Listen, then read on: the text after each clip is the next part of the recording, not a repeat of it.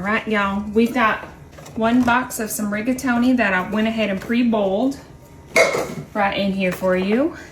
And we're just gonna kind of lay it on out. Then we're grabbing some spaghetti sauce and Alfredo sauce and pouring both jars right on in. Make sure all this gets out right here. So these were buy one, get one free, y'all, at Publix. I stocked up. Okay, next up, some ricotta cheese. This is 15 ounces, and I'm just gonna kind of squeeze that right on in there. And then let's grab this, some provolone and mozzarella shredded cheese. Now, of course, they did have an Italian cheese one, but I decided to just go with the mozzarella and provolone because I think the flavors are gonna be perfect. And then before we get to mixing, y'all, we're gonna throw in a little bit of garlic, and I had to find this today at the store. Well, y'all let me know if it's normal to find this in the produce section and nowhere else. I looked everywhere and then finally asked somebody, they said, you know what, it's in the produce. I thought, why? Anyway, grab your my trusty little claw, and we're gonna just start mixing all of this together. Now you're gonna spend a little while mixing because you know that ricotta's gotta get spread out all around.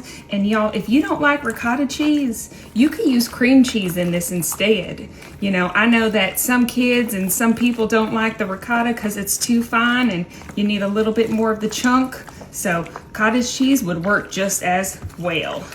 So I'm gonna speed this up for you a little bit to make sure it's all mixed up.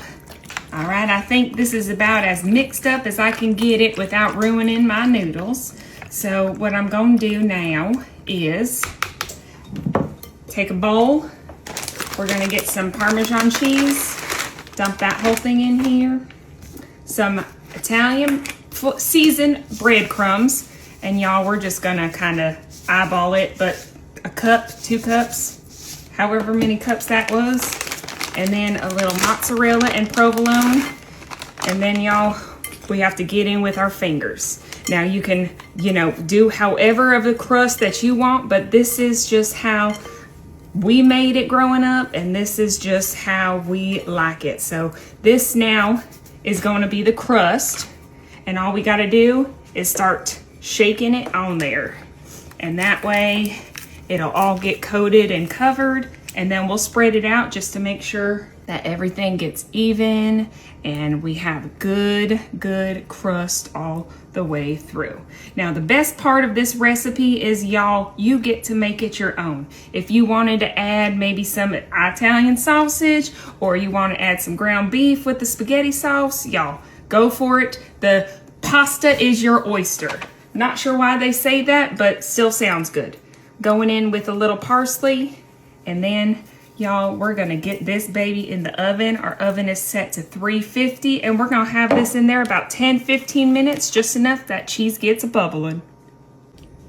All right, y'all. I actually had to set this at 375, not 350 like I imagined, and it was in there for about 12 minutes total. So now, y'all, it is beautiful, it is crispy, it is good to go.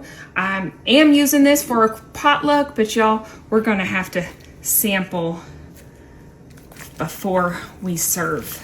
All right, so let's get a good, oh, y'all, that cheese pull is everything. Okay, I think I can butter this up a little bit, but y'all, I hope you enjoy Kira's version of a little baked ziti.